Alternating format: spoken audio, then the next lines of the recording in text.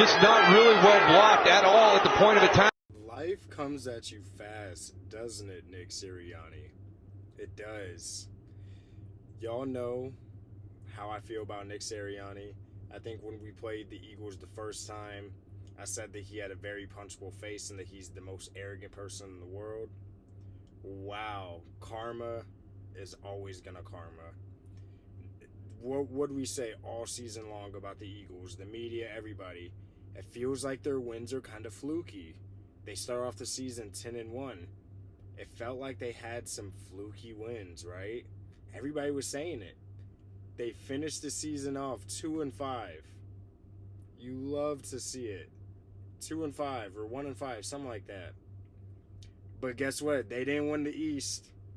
The Cowboys 3 weeks ago, after we lost to Miami, it was like, okay, yeah, it's over. They're not winning the division. The Eagles are going to limp into winning the division. And they dropped 2 straight games to the Cardinals and to the Giants. The Giants flooded them out of MetLife yesterday. And let me address the elephant in the room. Yes, guys, I'm in my car recording this. I'm actually on a mini road trip right now, so I'm stopped at the supercharging station, just charging up real quick. So just ignore that. I brought my equipment with me so I could get this video off. Go ahead and like, comment, and subscribe. Please share this with friends and family. It helps the channel grow. My channel has been experiencing some pretty good growth because people are liking and subscribing. It's pretty awesome.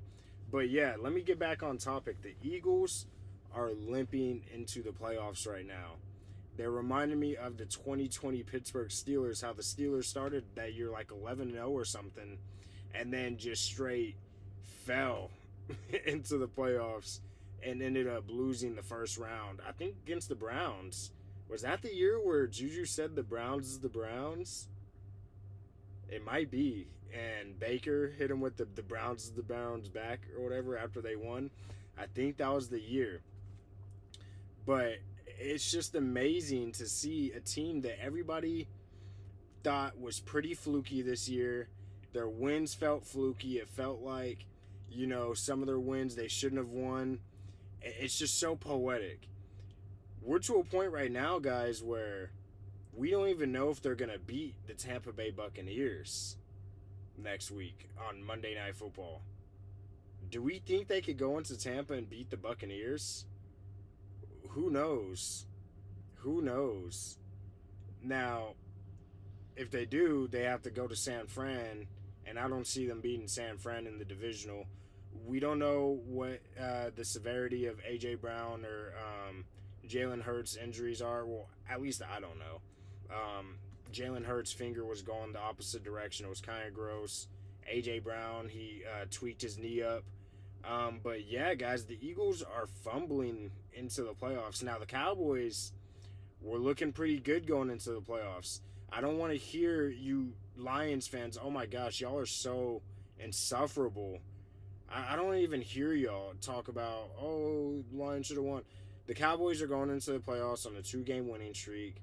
We got right yesterday against the Commanders, and we got a date with the Green Bay Packers. I'm worried about that because as a Cowboy fan, the Packers have always hurt our feelings in the playoffs. So I'm kind of worried about that, but I don't see Jordan Love carrying this team on the road into a victory. I see Dak Prescott securing that win and us getting a second home game for the divisional. That's going to be a huge game, whoever we play. I mean, it's the playoffs. Every game is huge. But real quick, I want to talk about just some stats, guys. You know, I like to look at stats sometimes. Let's look at Jalen Hurts' season, man.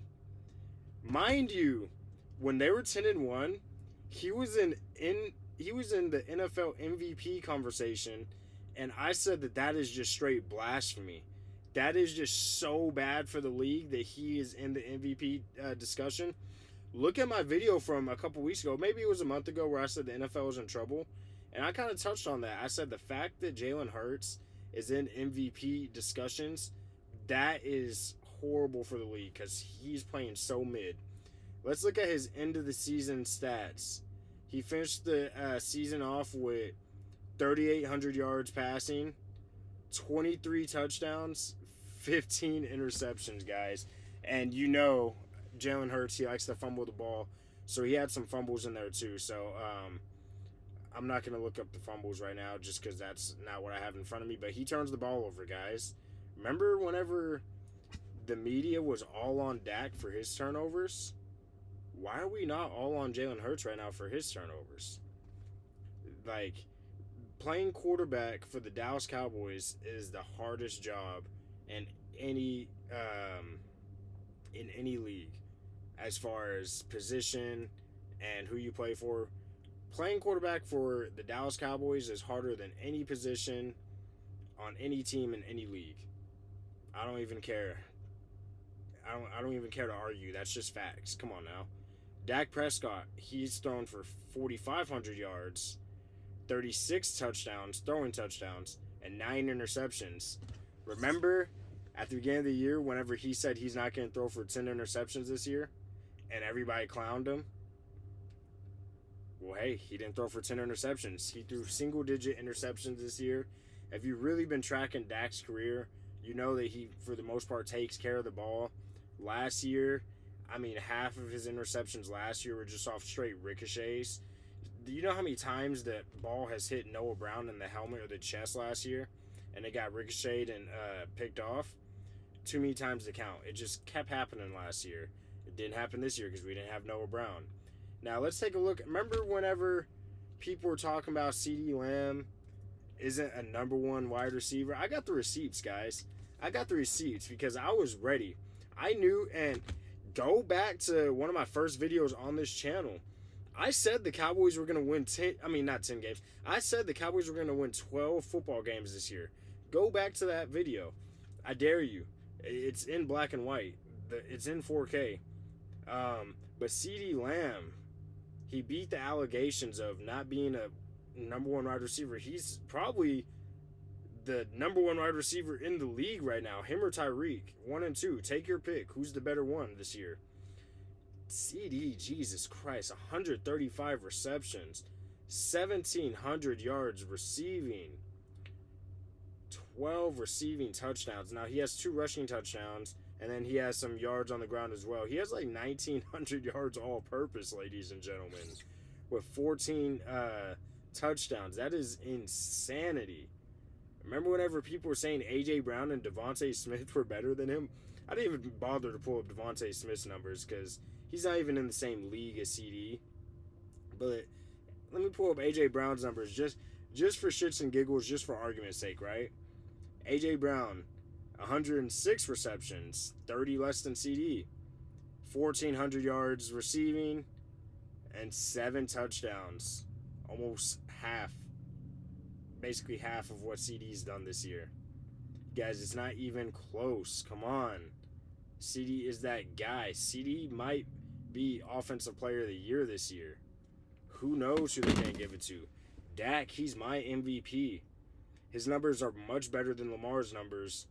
And he's the 2 seed. That was the thing. They're like, oh, you have to be a 1 or a 2 seed. Well, Dak is the 2 seed. Who you going to give it to? MVP. They're going to give it to Lamar just because of his name and just for the team he plays for. But I think Dak deserves it, guys. Like, come on. Dak deserves the MVP. But, yeah, I wanted to just make this quick video to, just kind of touch on where things are. I'm going to make a video for playoff predictions probably tomorrow. I'm out of town, so I still got to see what the setup's going to look like whenever I touch down wherever I'm going. I mean, the place I'm going, I'm not going to tell y'all where I'm going. But yeah, like everything I said about the Cowboys this year seemed to have come to fruition. I kind of undersold the Cowboys a little bit this year. I said CD was going to go for like 1,300 yards receiving and 8 touchdowns. I said something like that. I definitely undersold him. Jesus. He's the best receiver in the league. Like, oh my gosh. But yeah, guys, let me know what you think about how the season ended. I mean, there's a couple teams that choked at the end of the season, the Jags. I want to make a video on all that stuff, but I don't know if I have the time. Let me know what you think the Cowboys are going to do in the playoffs. Are the Cowboys going to be the same old Cowboys? I hope not. I hope we at least get to a conference championship. Let's win these 2 home playoff games that we have, man. But yeah, let me know what you think.